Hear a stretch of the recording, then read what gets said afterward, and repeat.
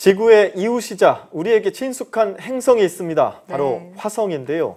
15년 만에 이 밝게 빛날 예정이라고 합니다. 네, 또 오랜 꿈이었죠. 화성으로의 여행이 예상보다 빨리 현실이 될 거란 전망도 나왔다는데요. 네, 오늘 매거진 시간에는 화성의 최근 이슈에 대해 이야기 나눠봅니다. 한국우주환경과학연구소 이태영 소장과 함께하겠습니다. 어서 오세요. 어서 오세요. 네, 안녕하십니까. 네. 네. 자, 소장님, 이달 말에요. 화성이 네네. 지구에 가깝게 다가오면서 밝게 빛나는 화성을 볼 수 있을 거라고 네네. 하던데요. 좀 자세한 설명 부탁드립니다. 네. 사실 뭐 지금도 화성이 굉장히 밝게 빛나거든요. 네. 요즘 장마 때문에 하늘 볼 일이 별로 없었지만요. 네. 요즘 한 10시가 넘으면 동쪽 하늘에 밝은 화성이 떠오릅니다. 예. 이 화성이 점점 밝아지고 있거든요. 네. 그래서 지금도 자정 무렵이면 동쪽 하늘에 충분히 볼 수가 있는데 예. 그래서 와 밝다 정도가 아니라 이렇게 붉은색에 정말 밝다 느낄 정도로 지금 밝거든요. 네. 그래서 오늘 밤에 한 자정 무렵이 되면 남서쪽 하늘에는 목성이 굉장히 밝은데 평소는 목성보다 훨씬 어두운 화성이 요새는 목성보다 더 밝아 보여요. 예. 그리고 점점 밝아져가지고 이달 27일경에 가장 밝아지는데요. 네. 27일경이 바로 화성이 충의 위치에 온다라고 하는데 네. 그게 뭔가요? 예, 충이라고 하는 것은 태양과 지구와 화성이 일직선이 되는 거예요.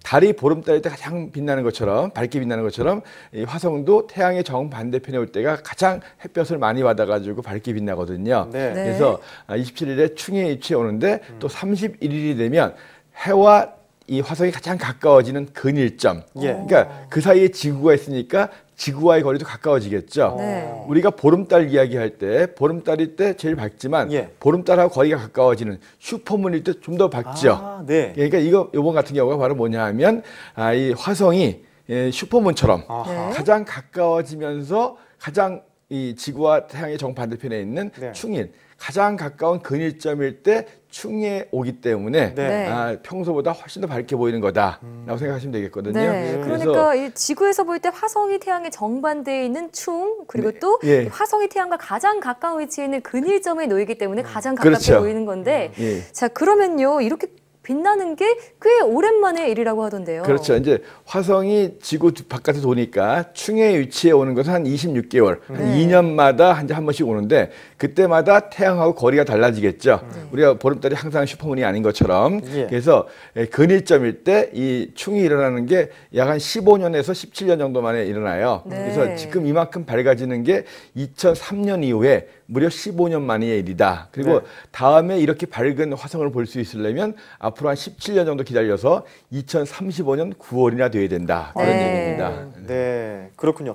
그러면 7월 27일 그리고 7월 31일 그 사이에 계속 화성은 근데 커질 뭐 것이다. 사실 지금도 계속 밝아지고 있거든요. 예, 그러니까 이 화성이라는 것 자체가 갑자기 나타났다 사라지는 그런 행성이 아니기 때문에 근데 7월 27일부터 31일 이달 말경에 가장 밝아진다고 하는 거니까 네. 그때 가장 날씨 좋을 때 예. 그러니까 이달 중순 이후부터 다음 달 중순 이전까지 그 무렵은 지금보다 훨씬 밝은 화성을 볼 수 있으니까 네. 주말 같은 데 이용해서 물론 맨눈으로도 볼 수 있지만 예. 천문대 같은 데 가서 망원경으로 보면 훨씬 큰 붉은색의 화성을 볼 수가 있거든요. 네. 뭐 십몇 년 만에 오는 좋은 기회고 앞으로 또 십몇 년 후에 있을 수 있으니까 눈을 그러게요. 크게 뜨고 봐야겠네요. 놓치지 말아야겠어요. 놓치지 자, 마시기 바랍니다. 그리고 또 화성의 하나의 이슈가 되는 게 있는데 네네. 화성에서 소식을 전해오던 로봇이 태풍에 갇히게 됐다고요. 모래폭풍. 모래폭풍이요? 그러니까 모래폭풍이죠. 예. 그러니까 사실 마시는 영화에서 보면 모래폭풍이 불면서 상당히 그 앞이 안 보이는 그런 정도의 사태가 일어나는데 네. 지금 화성에 엄청난 모래폭풍이 불고 있다. 그래서 아. 이제 화성을 탐사하고 있는 큐리오시티라고 하는 로봇이 있는데 네. 이 로봇이 셀카 사진을 보내왔어요. 네. 모래폭풍 속에 갇혀 있는 그런 모습을 보내왔는데 사실은 이제 이 지금 불고 있는 이 화성의 모래폭풍이 5월 말부터 지금 계속되고 있는데 네. 거의 한 달 이상 지속되고 있는데 뭐 모래폭풍이 이렇게 오래 부느냐? 화성의 남반구에 주로 이 큐리오시티가 있는데 그 부분이 지금 거의 여름에 가까워지고 있어요. 기온이 올라가고 또 근일점이 가까워지니까 좀 더 온도가 높겠죠. 네. 네. 온도가 높아지니까 좀 더 모래가 많이 날리는 것 같다 이런 얘기를 하는데 화성 전체를 뒤엎을 정도로 굉장히 강력한 모래폭풍이다 예. 라고 하는 건데 이번 기회에 이제 큐리오시티 같은 경우가 모래폭풍의 원인을 한번 밝혀낼 수 있지 않을까. 큐리오시티는 이게 이제 핵전지로 움직이기 때문에 사실 태양 전지가 아니기 때문에 해가 안 보여도 움직일 수 있거든요. 그렇군요. 그래서 큐리오시티의 능력을 갖다 지금 과학자들이 기대하고 있습니다. 예. 네네네. 그런데 실제로 화성에서 말씀하신 것처럼 모래 폭풍이 자주 일어나는데 이번 모래 폭풍은 좀 특별하다고요? 그렇죠. 그러니까 2007년 이후에 거의 10년 만에 가장 큰 모래 폭풍이다. 예. 보통 모래 폭풍이 뭐 몇 달 지속되기도 하지만 이렇게 거의 화성에 처음에는 뭐 지난달 초에 보도 나올 때만 하더라도 뭐 미국 대륙만한 정도의 모래 폭풍이다라고 했는데 지난달 말에는 거의 뭐 화성 전체를 거의 다 덮을 정도의 글로벌한 화성의 글로벌한 정도의 모래 폭풍이다 이런 얘기 나오는데 예. 물론 이제 뭐 세기에 한 번 올 정도는 아니지만 예. 그래도 10년 만에 오는 가장 큰 모래 폭풍이다 이런 얘기가 나오고 있거든요. 네. 그래서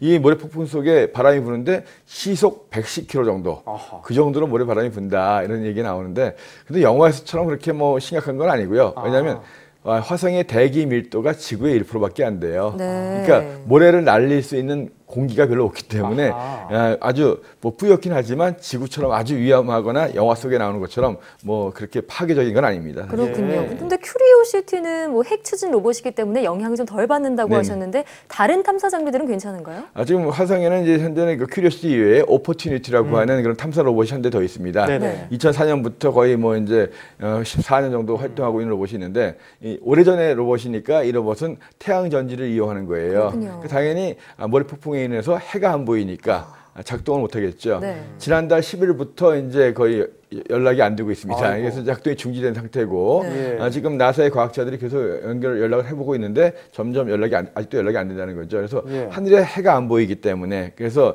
이 큐리오시티 같은 경우에는 2004년부터 화성의 날짜로 5,000솔, 그렇죠. 5,000일 정도 활동을 하고 이상 활동을 하고 있는 거거든요. 네. 그 예상 수명의 뭐 거의 뭐 10배 정도를 넘기고 있는 건데, 아이고. 근데 어쨌든 간에 아직도 열심히 활동을 하고 있는데 태양 전지가 작동을 안 하면 예. 방전되기 때문에 예. 그래서 모래 폭풍이 이제 그치더라도 네. 이 큐리오시티 같은 경우에는 좀 더 시간이 지나야 되지 않겠는가. 네. 그래서 기본적으로 이 충전이 어느 정도 다시 되고 그러니까 짧게는 뭐 수주, 많게는 몇 달 동안도 이 작동이 어려울지 않겠는가 이런 생각을 하고 있는데요. 아무튼 뭐 그렇다고 해가지고 모래 폭풍이 완전히 뭐 태양 전지를 갖다가 뭐 덮어버리는 거 아니라 그렇군요. 바다에 부르면 또 날아갈 수 있기 때문에. 네. 네.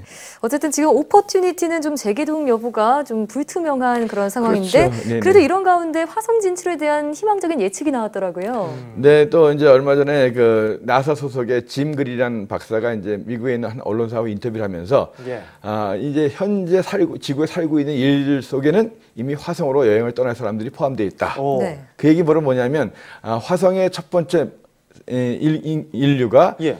이번 세대 안에 나타날 수 있다는 거죠. 네. 우리들 중에 이제 결국 화성 갈 수 있는 사람들이 나타난다는 건데요. 막 기대감이 샘솟고 있어요. 그러니까 결국은 뭐 이제 결국 네. 뭐 이번 세대라고 하는 것은 앞으로 20-30년 이내에 네. 마션 화성이 탄생한다는 얘기인데요. 아하. 우리가 이제 지난 뭐 10여 년 동안 계속 화성 탐사 열심히 해왔고, 그래서 이제 화성의 토양이라든가 화성의 대기를 계속 관측해왔고, 거기에 맞춰서 이제 인류가 화성에 갈 준비를 하고 있고, 또 다양한 화성 가는 로켓들이 뭐 민간 기업부터 나사까지 개발을 하고 있거든요. 예. 그래서 전문가 입장에서 봤을 때 그러니까 이번 뭐 현재 지구에 살고 있는 세대들 네. 이 중에서는 마션 최초의 인류가 나오겠다라고 이제 발표를 한 거거든요.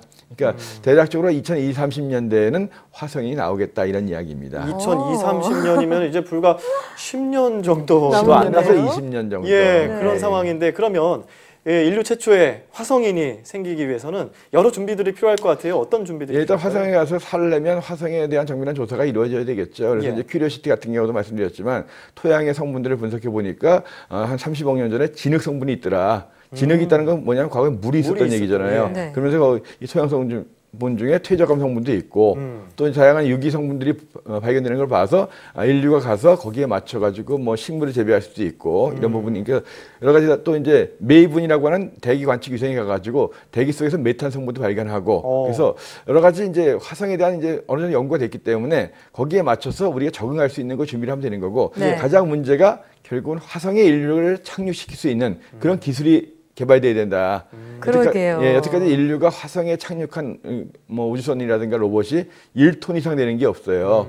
그러니까 화성의 대기가 거의 엷다 보니까 잘못하다가 충돌해가지고 망가지거든요. 예. 그래서 화성에 인류가 가려면 최소한 10톤 이상의 우주선이 내려갈 수 있어야 되거든요. 그런 기술도 개발이 그렇죠. 돼야겠군요. 그래서 그런 10톤 이상의 화물을 싣고 내릴 수 있으려면 엄청나게 많은 연료를 가지고 또 역추진을 해야 되는데 그런 기술들이 개발이 돼야 되는데 아직까지 그게 안 돼 있기 때문에 네. 그래서 나사에서는 일단은 화성에 먼저 우주정거장을 만들고 거기에서 한 10년 정도 준비를 한 다음에 인류를 창출시키겠다. 근데 어쨌든 간에 2030년대에는 인간이 마션이 탄생하지 않을까. 아, 정말 그런 삶 저는 사실 잘 상상이 안 되는데요. 예. 네. 자, 이번 달 말 15년 만에 가장 가까워진 화성을 올려다보면서 여러분도 상상의 나래를 펼쳐보시기 바랍니다. 지금까지 한국우주환경과학연구소 이태영 소장과 함께했습니다. 오늘 말씀 고맙습니다. 네, 고맙습니다.